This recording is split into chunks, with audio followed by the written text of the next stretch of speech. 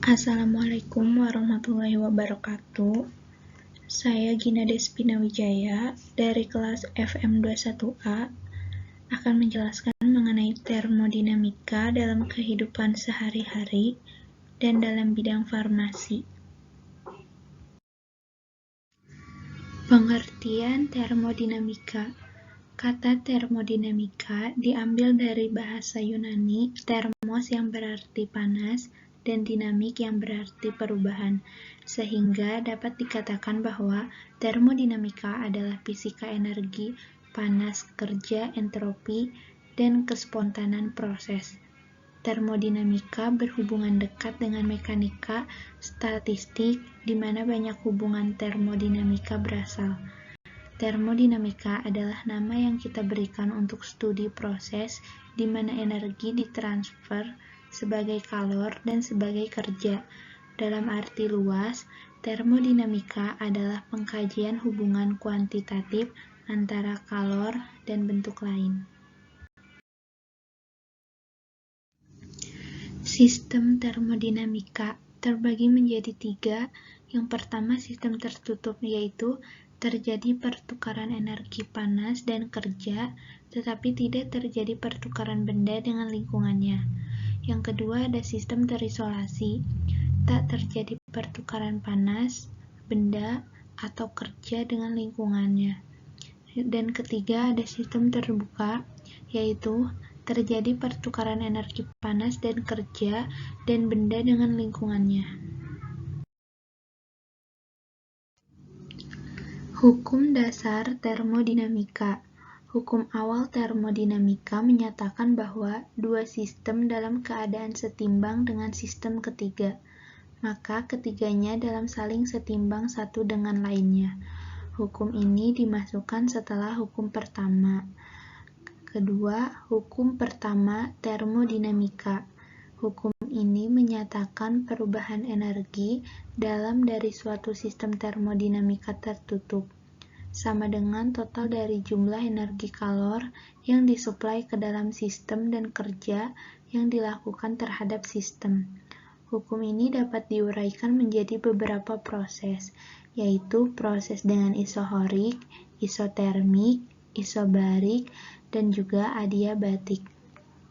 Hukum kedua termodinamika terkait dengan entropi. Tidak ada bunyi untuk hukum kedua termodinamika, yang ada hanyalah kenyataan eksperimental yang dikeluarkan oleh Kelvin Planck dan Clausius.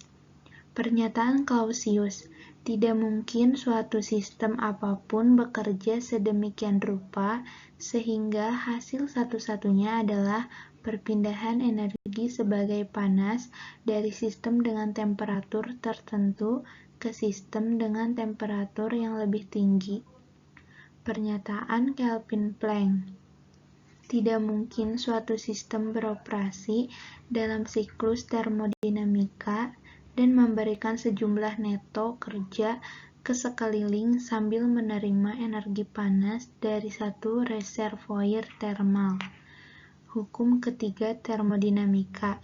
Hukum ini menyatakan bahwa pada saat suatu sistem mencapai temperatur 0 absolut, semua proses akan berhenti dan entropi sistem akan mendekati nilai minimum. Hukum ini juga menyatakan bahwa entropi benda berstruktur kristal sempurna pada temperatur 0 absolut bernilai 0. Aplikasi termodinamika dalam kehidupan sehari-hari. Yang pertama, ada air conditioner atau AC. Sistem kerja AC terdiri dari bagian yang berfungsi untuk menaikkan dan menurunkan tekanan supaya penguapan dan penyerapan panas dapat berlangsung. Kompresor yang ada pada sistem pendingin dipergunakan sebagai alat untuk memampatkan fluida kerja atau refrigen.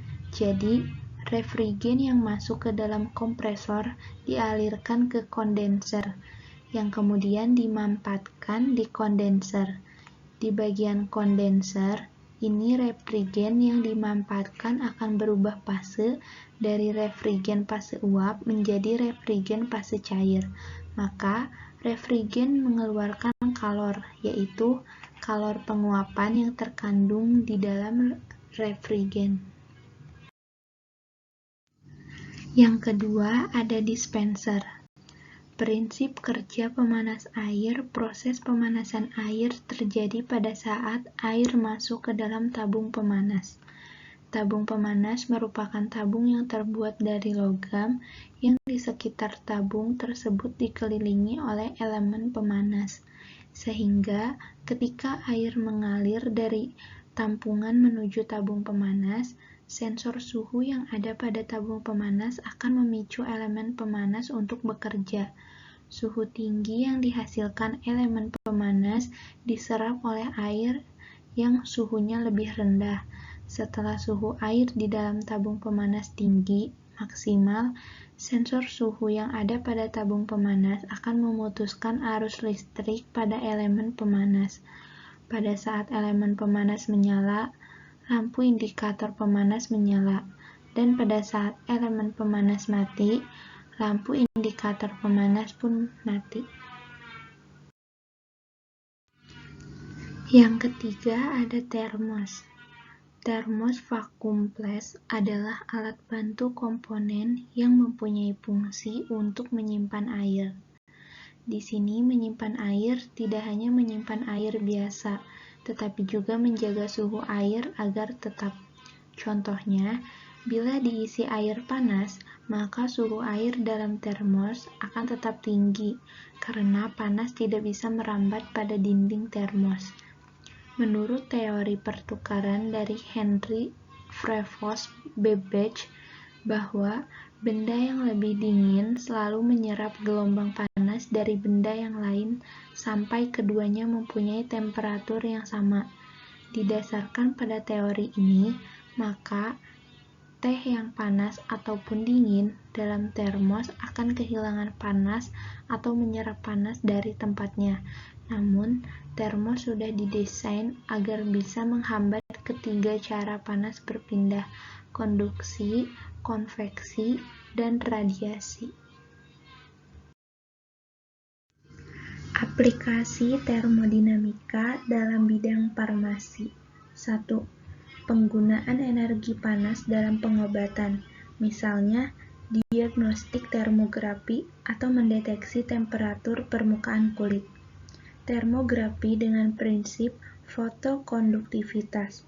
Dengan menggunakan kamera inframerah, panas yang dipancarkan kulit berupa radiasi inframerah oleh susunan optis yang dijatuhkan ke detektor inframerah menjadi diskontinu. Oleh transduser, inframerah diubah menjadi pulsa listrik, kemudian diperkuat dengan amplifier dan ditampilkan gambar di layar cathode ray tube atau CRT. Untuk mendapatkan hanya berkas inframerah saja pada transduser, dipakai filter transparan yang hanya melewatkan radiasi inframerah. 2. Pembuatan emulsi dengan bantuan emulgator. Prinsipnya dengan bantuan emulgator untuk mencampurkan zat-zat yang tidak saling tercampur. Contohnya, pada pembuatan emulsi dari campuran balsam peru dengan oleum sesami. Kedua senyawa itu tidak saling campur. Dengan adanya emulgator, yaitu gom Arab, maka kedua senyawa tersebut tercampur, dan setelah tercampur, sulit untuk dipisahkan lagi karena terjadi gerakan-gerakan yang bebas dalam sistem. Yang ketiga, ada termometer bimetal mekanik. Keping bimetal memiliki dua buah keping logam. Kepingan ini dapat melengkung jika terjadi perubahan suhu. Prinsipnya, apabila suhu berubah menjadi tinggi, keping bimetal akan melengkung ke arah logam yang koefisien muainya lebih rendah. Sedangkan jika suhu menjadi rendah, keping bimetal akan melengkung ke arah logam yang koefisien muainya lebih tinggi. Logam dengan koefisien muai lebih besar atau lebih tinggi akan lebih cepat memanjang sehingga kepingan akan membengkok atau melengkung. Sebab logam yang satunya lagi tidak ikut memanjang. Pada termometer, keping bimetal dapat difungsikan sebagai penunjuk arah karena jika kepingan menerima rangsangan berupa suhu, maka keping akan langsung melengkung karena pemuaian panjang pada logam. Yang keempat, ada EKG. Tubuh manusia memiliki potensial listrik. Denyut jantung manusia dapat teramati dengan adanya perubahan potensial listrik tersebut. Sensor ditempatkan pada lengan, tangan, dan kaki. Karena di tempat tersebut, pulsa potensial denyut dapat menggambarkan kerja jantung mendekati sebenarnya. Pulsa denyut analog akan diubah ke pulsa listrik dengan rangkaian ADC, dan kemudian data-data tersebut akan diolah dengan prosesor yang ada di PC.